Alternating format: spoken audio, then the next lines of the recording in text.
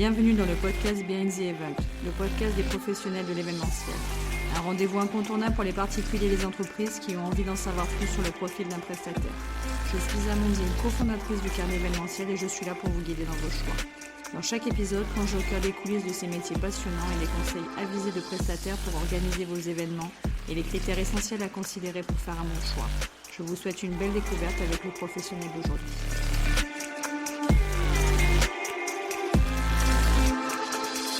Bonjour à tous et toutes et bienvenue dans le podcast du carnet événementiel Behind the Event. Aujourd'hui, nous accueillons Lino Ludovic, photographe de famille, naissance, portrait, séance d'engagement. Bonjour Ludovic. Bonjour. Alors ça va, tout se passe bien dans cette saison mariage ? Écoute, tout se passe bien dans cette saison mariage. J'ai la chance cette année qu'elle soit pas trop chargée. J'ai eu mon enfant qui est arrivé au mois de mars. J'ai voulu cette saison assez calme par rapport aux années précédentes. Après, je fais généralement des saisons à une dizaine de mariages, donc ça reste quand même des choses assez digestes pour que je puisse passer du temps avec les mariés et pouvoir bien les accompagner. Mais écoute, tout se passe bien pour l'instant. Alors tout d'abord, félicitations pour Merci. cette heureuse nouvelle dans ta vie personnelle. Est-ce que tu peux maintenant nous parler de quel a été le début de ton parcours de photographe ? On va dire que j'ai mis un mot dessus un peu tard. C'était de voir déjà quand j'étais gamin mes parents regarder les photos pendant ce qui me semblait être des heures à partager du coup une expérience, un souvenir, une émotion, de les voir du coup sourire et remontrer un petit peu ce qu'ils avaient vécu. Donc ça m'avait marqué un peu quand j'étais petit. Puis après, on va dire que j'ai commencé à m'en rendre compte au moment où je me suis vraiment lancé dans la photo. Mais c'est à ce moment-là où j'ai regardé un petit peu dans le rétroviseur et je me suis dit... Punaise, c'est vrai que en fait, depuis que j'étais gamin, chaque fois que je prenais un téléphone, il fallait que je prenne le téléphone avec le meilleur appareil photo. Ce qui, de nos jours, du coup, est relativement la norme, mais à l'époque, c'était pas forcément trop le cas. Puis après, on va dire que j'aime l'image en général. Quand j'étais au lycée, je regardais un film par jour. J'ai fait ça pendant 2 ou 3 ans. Donc j'ai mangé beaucoup de cinéma aussi de mon côté. Et puis j'avais commencé, avant de faire de la photo, j'avais commencé déjà par faire pas mal de réalisations vidéo. Donc en fait, c'est tout cet univers de l'esthétique de l'image en fait qui m'a toujours plu. Est-ce que tu penses que c'est à partir de ce moment-là que tu as compris qu'il était important de capturer un détail, un mouvement, un moment ? J'avais pas forcément ce lien-là, par contre j'avais le lien plutôt de l'esthétique de l'image, plutôt de trouver ça c'est joli si on se met ici, c'est joli si on le regarde de ce point de vue. Donc il y avait déjà ce côté composition d'image, on va dire, qui me touche depuis que je suis assez petit, mais c'est vrai que la partie partage s'est développée surtout quand moi j'ai commencé à faire de l'image et où j'ai vu vraiment l'impact que je pouvais avoir chez les gens et que je me suis dit mais c'est génial en fait.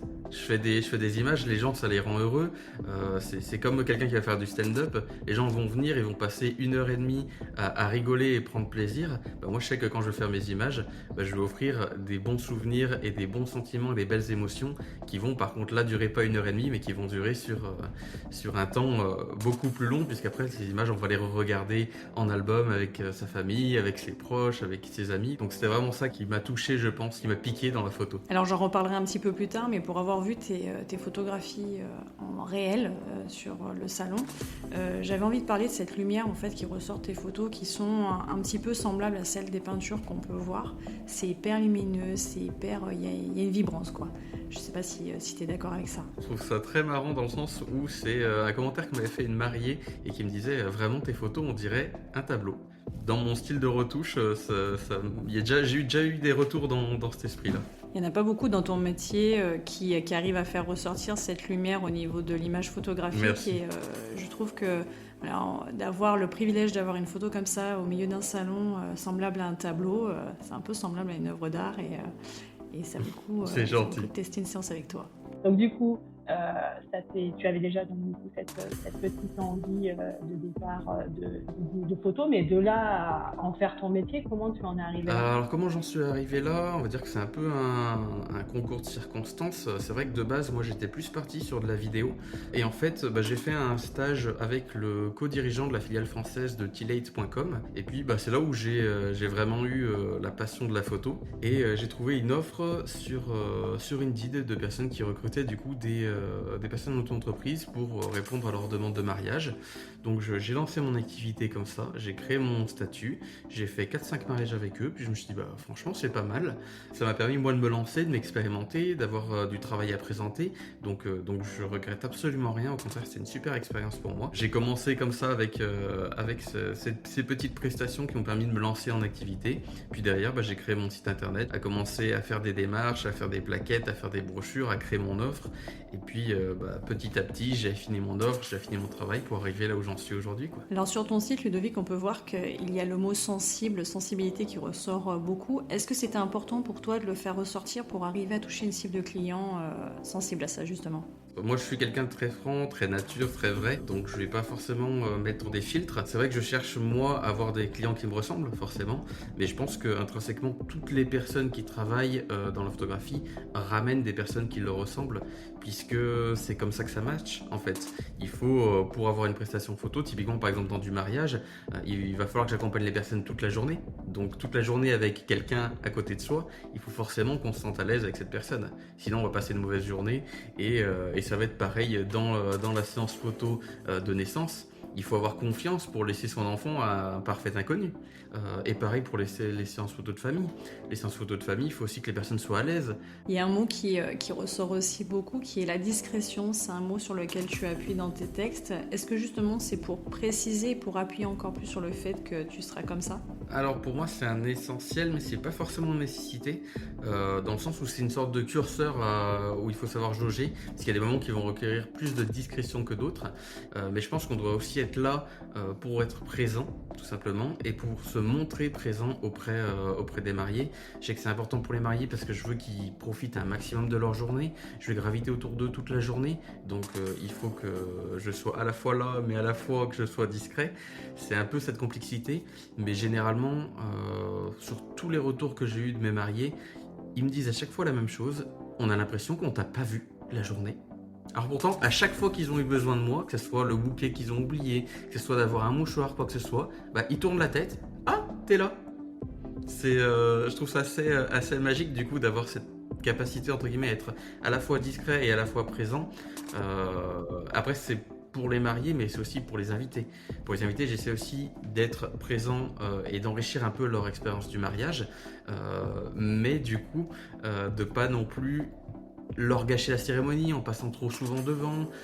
Quand on est par exemple à l'église, on va marcher silencieusement, on va essayer de contourner toute l'assemblée pour éviter de passer trop de fois devant et gâcher un petit peu cette expérience-là qui pour eux est très importante aussi. Finalement, c'est un enrichissement et un partage de moments de vie qui est hyper important parce que tu participes à cette histoire-là en vrai. Ah c'est ça, c'est le partage avec les invités et avec les mariés. Je pars du principe pour mon rôle, c'est même plus de faire de la photo. Mon rôle, c'est d'apporter du bonheur aux gens. C'est toujours avoir le petit mot qui va bien, le petit compliment qui est passé au bon moment. Toujours. C'est bête à dire, mais on voit beaucoup de personnes toute la journée. Suffit qu'il y ait un petit couple qui sont en train de se bécoter sur le côté, on passe à côté, on va dire oh vous êtes trop mignons. Parce que c'est la réalité. En fait, c'est pas juste de la flatterie pour flatter. C'est vraiment parce que moi ça me touche, je les trouve beaux et je sais qu'en plus ça va leur faire plaisir. Donc c'est totalement gratuit, donc autant donner de la gentillesse et du bonheur aux gens. C'est quelque chose que je dis de plus en plus souvent maintenant par message. Je mets un petit hashtag et je marque share love. Parce que pour moi c'est juste ça en fait. On est dans un monde qui est ultra égocentré et où les gens n'osent plus trop se parler avec les réseaux, avec les téléphones. Et je trouve que c'est important de revenir à l'essentiel, de revenir à des relations saines et simplement partager de la gentillesse. Alors je comprends complètement parce que moi qui suis quelqu'un qui suis très sensible au niveau odorat, si j'ai une personne qui passe à côté de moi et qui a une effluve de parfum qui me chatouille les narines, moi je suis obligée de dire à la personne qu'est-ce que vous sentez bon, qu'est-ce que votre parfum sent bon. Et là je vois le visage qui était fermé au moment où je fais le compliment et la personne qui se retourne surprise et qui sourit, c'est juste là, à ce moment magique quoi. C'est un peu l'objet du podcast justement, c'est mettre des mots sur des images qu'on peut voir sur les réseaux sociaux et vraiment apporter une valeur avec les ressentis. Tes mots sont tellement justes en fait qu'ils font ressortir aussi l'importance de parler, d'échanger sur un événement, donc j'adore. C'est ça. Les gens, quand ils se rappellent du mariage, ils se rappellent que le DJ, il les a fait danser jusqu'au bout de la nuit, que le traiteur, il a fait un repas, c'était incroyable. Et après, pour le photographe, hormis les belles photos, moi, généralement, la plupart des gens se disent « Ah, le photographe, il était super sympa. » Et il y a beaucoup de personnes qui me disent, quand ils viennent me voir, qui me disent Ah mais tu connaissais pas les mariés avant? T'es pas un de leurs potes? Mais ça fait partie du jeu. Puis avec les convives, c'est la même chose, puisque quand les mariés prennent un photographe, je leur dis bien, vous prenez un photographe, pas que pour vous. Vous prenez un photographe pour vous, mais aussi pour vos convives. Donc du coup, vos convives, n'hésitez pas à leur dire de venir me voir pendant le vin d'honneur pour faire des photos de couple, des photos de famille, des photos avec leurs enfants. Ils ont payé un photographe pour la journée. Donc autant que toutes les personnes repartent avec une belle photo de portrait qu'ils auraient payé en séance juste couple ou séance juste famille, mais là ils l'ont gratuitement. C'est aussi un cadeau que eux font à leurs convives. Alors moi je rebondis là-dessus, Ludovic, comment est-ce que tu fais, toi qui es une éponge émotionnelle comme tu nous le précises, pour ne pas t'imprégner de trop d'émotions? Parce qu'il y en a le jour d'un mariage. Pour tout ce qui va être le stress des mariés, généralement c'est moi qui vais le manger, parce que quand ils sont stressés dans la pièce, je vais le ressentir et du coup je vais un peu l'absorber. Donc ça, moi j'arrive à le digérer un petit peu. Quand il y a vraiment une mariée qui est super stressée, généralement je lui prends les deux mains, je lui dis attends c'est bon, respire, souffle, et je lui aspire un petit peu son stress. Donc moi je le prends sur moi, c'est pas forcément un truc hyper cool, mais elle, ça va permettre de se décharger. Pour ceux qui sont pas forcément familiers au concept, on va dire, être une éponge émotionnelle, on appelle aussi ça de l'hypersensibilité. C'est en fait, on a cette capacité à absorber un petit peu toutes les émotions qui sont autour de nous. Moi quand je vois des gens qui rient autour, même si le rire est déjà quelque chose de très communicatif, moi ça va me prendre encore plus. Et ça va être pareil pour les pleurs. Moi je vois des gens pleurer, je pleure. Alors qu'il n'y a pas de raison. Et ça, c'est vrai que sur le mariage, des fois, c'est un peu compliqué. Alors des fois, ça fait rire les personnes de se dire « Ah, le photographe, il chiale !» Parce que du coup, en face, il y a des discours qui donnent beaucoup trop d'émotions. Après, pour le bloquer un petit peu, on va dire que des fois, juste, je me concentre sur les photos. Moi, quand je suis en mode composition d'image, souvent, j'arrive à occulter pas mal de choses. Donc du coup, j'arrive à occulter pas mal d'émotions qui peuvent un peu trop me toucher si c'est pas le moment pour moi. Mais après, c'est vrai que c'est quand même cool puisque toute la journée, on n'a que des émotions positives. Je pense que c'est un joli atout d'avoir cette hypersensibilité parce qu'on le ressent dans les photographies que tu réalises. J'invite, là c'est que mon avis, mais du coup j'invite les auditeurs à aller voir ton site pour voir s'ils partagent aussi ce ressenti au niveau de l'image. On a vraiment l'impression que la photographie illumine en fait justement toutes les émotions. Moi je le vois vraiment comme ça. Est-ce que tu peux nous partager, Ludovic, une séance qui t'a le plus marqué, une séance d'engagement, une séance de famille, de mariage? Émouvant pour moi ou émouvant pour les personnes? Émouvant pour toi et pour les personnes. Et pour les deux, pour moi, je dirais que c'est un mariage d'une famille recomposée où en fait il y a le petit bout qui dit du coup au marié que même si c'est pas son vrai papa, c'est quand même son vrai papa. Et ça, du coup, moi, j'ai fondu en larmes. Ça m'a vraiment énormément touché, ça m'a marqué vraiment. Je pense que c'est l'un des moments les plus forts que j'ai vécu en mariage. Et par rapport au marié, c'est dernièrement, là, vraiment très récemment, je crois que c'était il y a 2-3 week-ends, où j'ai eu un shot d'émotion. Parce qu'en fait, je n'étais pas préparé. C'est pas un moment où forcément on s'attend à ce que ça soit ultra dans l'émotion. C'était l'entrée des mariés, où généralement les mariés ils rentrent, ils dansent, ils font la fête, ils courent entre les tables. Et là vraiment, la mariée a fait un petit peu ça. Mais le marié, lui de son côté, il est passé vraiment très lentement entre chaque table et il a checké, embrassé, enlacé tous les convives. Il a fait le tour de toutes les tables et il avait vraiment une émotion, on voyait qu'il en avait gros sur le cœur, que chaque personne présente qui voyait, quand il passait et qu'il lui faisait juste une tape de main à main, c'était vraiment merci d'être là, merci d'être présente, c'est important pour moi, tu es quelqu'un d'important pour moi. C'était vraiment un message d'amour qu'il donnait à chacun.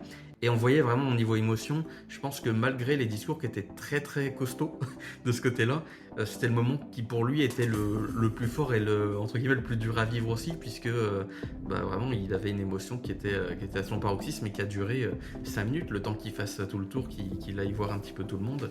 C'était quelque chose de très très fort pour lui. Quels sont les aspects de ton métier que tu trouves le plus gratifiant ? pour la partie mariage, forcément, chaque signature, c'est un peu une gratification en soi, parce que c'est une récompense pour tout ce qu'on a fait en amont. Après, moi, pour le mariage, vraiment, je pense que c'est la découverte des images qui me plaît le plus. C'est un peu la consécration, on va dire, de mon métier. Je les invite à venir à la maison. On prend le temps, généralement ça prend à peu près 2 heures pour regarder les photos. Et moi je les diffuse directement sur un grand écran de 166 cm. Au moins ils ont vraiment la photo en grand où ils peuvent voir le moindre détail.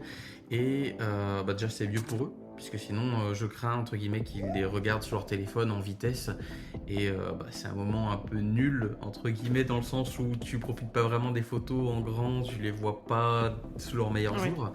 Mais moi surtout le moment où j'ai un moment suspendu où ils sont à fond, où ils regardent la télé, ils ont des étoiles dans les yeux, chaque photo ils réagissent, ils ont un petit commentaire et on peut débriefer, on peut parler d'anecdotes, il y a des choses qu'ils n'ont pas vues. Donc ça pour moi c'est quelque chose de très très très cool. C'est une jolie finalité avec en plus les actions réelles devant toi. Dernièrement là je l'ai fait aussi pour des mariés qui étaient sur Paris et que j'adore. Si jamais ils m'écoutent, Aurélie, David, je vous embrasse. Je me voyais pas en fait eux leur donner les photos sans faire de visionnage. Donc on a fait un visionnage directement en visio. Donc ils ont été super cool. Ils sont libérés tout de suite. Pourtant ils avaient un peu hâte aussi de voir leurs photos. Et c'était pas mal. On a forcément beaucoup moins d'émotions puisqu'il n'y a pas tout ce qui se passe d'humain à humain.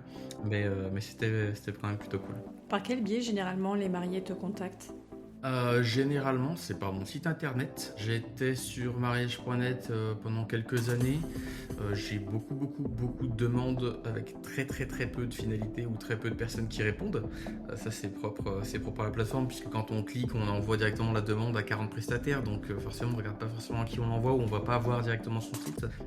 Je sais que tous les prospects mariage.net, généralement, je vais signer personne. Par contre, toutes les personnes qui sont sur mariage.net et qui finissent sur mon site, eux, généralement, je les signe beaucoup plus facilement. Ce sont des gens qui sont intéressés, qui ont vu ton travail et qui ont compris ta sensibilité. Pour moi, il n'y a pas de mauvaise communication. Pour en discuter souvent avec des professionnels de l'événementiel ou du mariage, c'est un peu justement le retour que tous font, c'est que en fait, parfois ils ont des mariés ou des couples ou des personnes qui les découvrent sur un post ou une publication qui a été faite il y a 3 ans. C'est un peu incompréhensible et c'est un peu la face cachée des réseaux sociaux et des hashtags sur Instagram.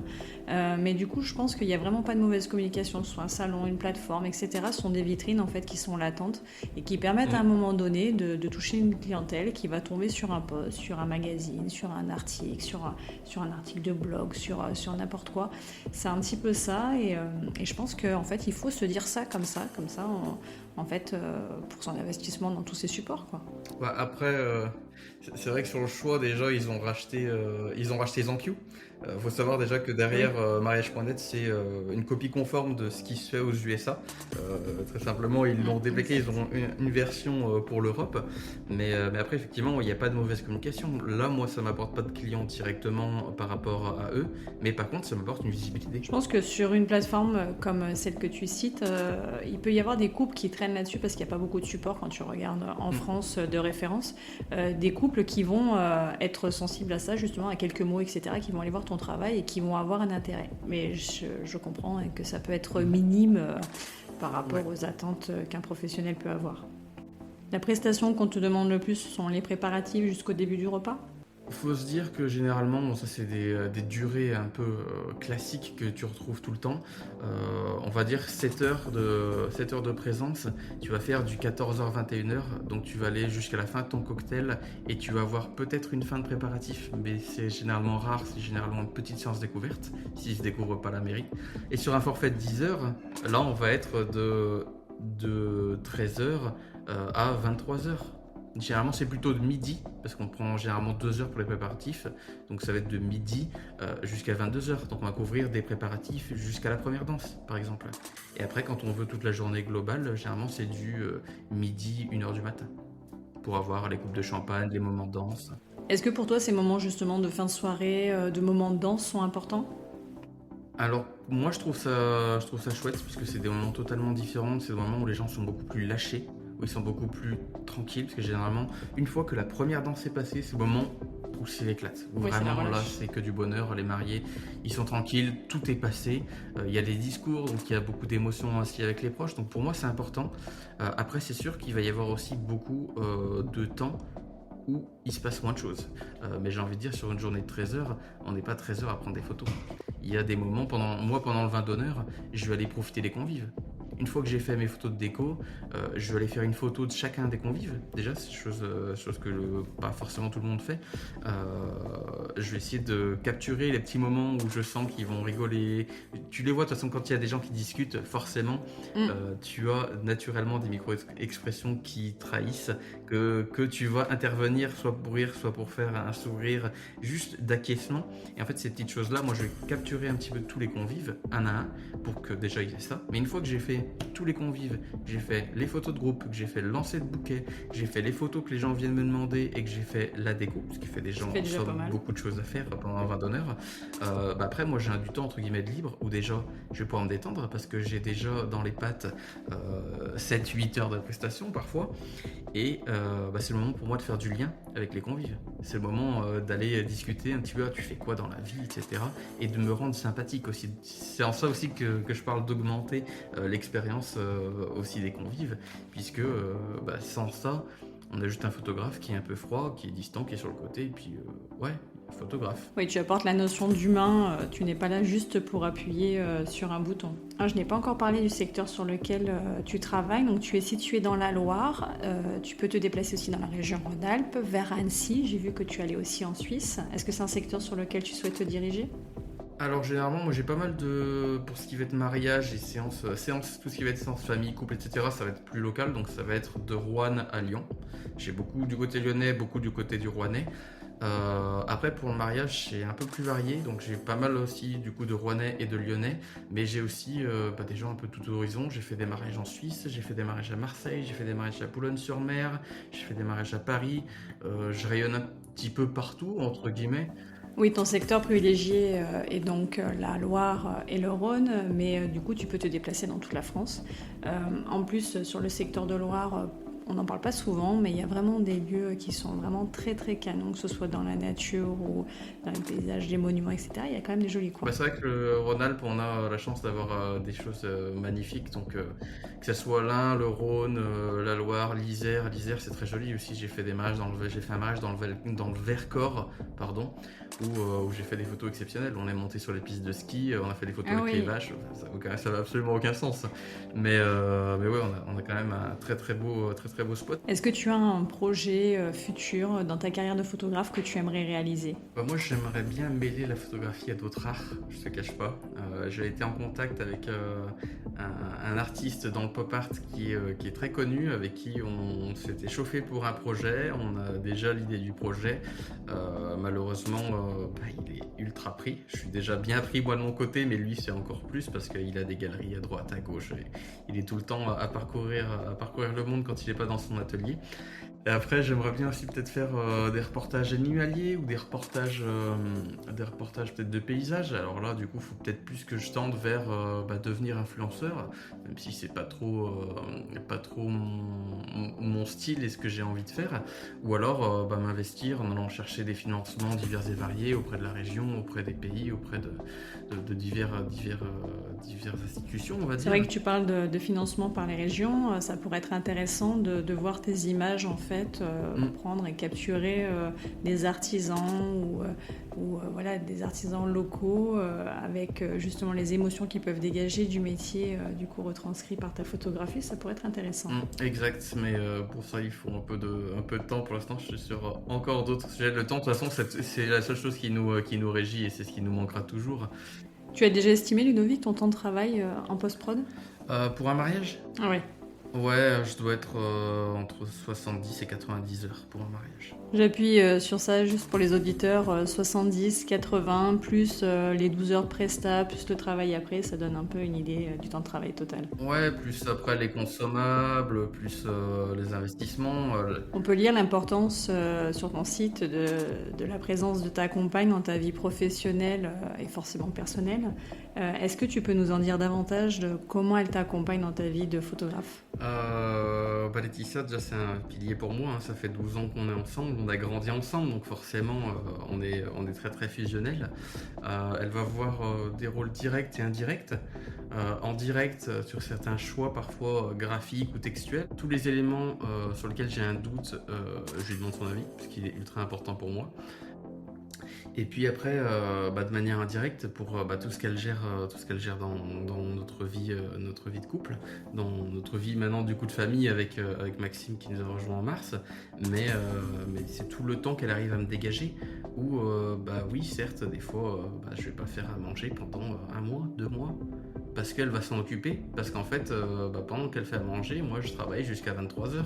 Mais il y a beaucoup de choses qu'elle a pu gérer elle de son côté et qu'elle a pris entre guillemets sur elle parce qu'elle sait que c'est pour le bien commun, parce qu'elle sait que c'est pour mon activité et pour que mon activité nous permette d'être bien au sein de notre couple, de notre famille, de notre vie de tous les jours. Donc sans elle, je serais clairement pas où j'en serais, parce que je serais clairement pas là où j'en suis, parce que j'aurais pas eu tout ce temps pour développer mon activité telle que je l'ai développée. Est-ce que tu as quelque chose à ajouter, même si on a abordé beaucoup de sujets pendant ce podcast ? On a beaucoup digressé surtout. Moi, je voulais surtout te remercier pour cet encart qui me permet du coup moi de m'exprimer. C'est une première pour moi aussi d'avoir un audio sur internet qui parle un peu de mon métier. Je trouve ça toujours plus pertinent que d'avoir juste ce qu'on fait soi de son côté, d'avoir aussi cette possibilité de s'exprimer aux yeux d'autres personnes également. Et puis après pour tous ceux qui nous écoutent, qui prennent soin d'eux, qui prennent soin de leurs proches, mais surtout soin des autres. Comme je disais tout à l'heure, on est dans une société bien trop individualiste, bien trop égocentrée. Oui, donc tendez la main à tous ceux que vous voyez, que vous croisez dans la rue et envoyez des bonnes vibes à tout le monde parce que les gens en ont besoin en fait, tout simplement. Oui, c'est exactement ça. Le carnet événementiel a été créé pour ça, justement pour donner du sens et créer encore plus de liens. Même s'il y a beaucoup de visuels sur les réseaux sociaux, il manque encore du lien et on va continuer dans ce sens. Ouais. Le support du carnet, ça va pas être juste une plateforme de référencement pour les professionnels. Il va y avoir justement ces templates qui vont apparaître dans les prochains mois avec des mises en relation entre les professionnels qui vont encore plus loin. Justement des connexions avec pourquoi pas des chatbots ou justement en direct où les professionnels pourront se parler s'il leur reste du stock, s'il y a quelque chose ou quoi, etc. pour créer encore plus de connexions parce qu'il y en faut bien plus que les réseaux sociaux. Ouais. Merci Ludovic d'avoir partagé avec nous ce podcast et merci à vous chers auditeurs qui êtes présents à chaque nouvel épisode. Nous espérons que cet épisode avec ce professionnel vous a plu et vous a donné envie de partager et de découvrir son travail, peut-être pour une future séance personnelle ou pour votre entreprise. Je vous souhaite une belle journée. À très bientôt. Merci d'avoir écouté cet épisode du podcast du carnet événementiel. J'espère que vous en avez appris plus aujourd'hui sur cette entreprise. Ne manquez pas le prochain podcast, abonnez-vous dès maintenant à notre profil Instagram, le carnet événementiel. À très bientôt dans le prochain épisode. Merci beaucoup Laetitia d'avoir eu la patience et l'attente pour déjeuner. Et puis je te dis à très bientôt. Allez, à bientôt.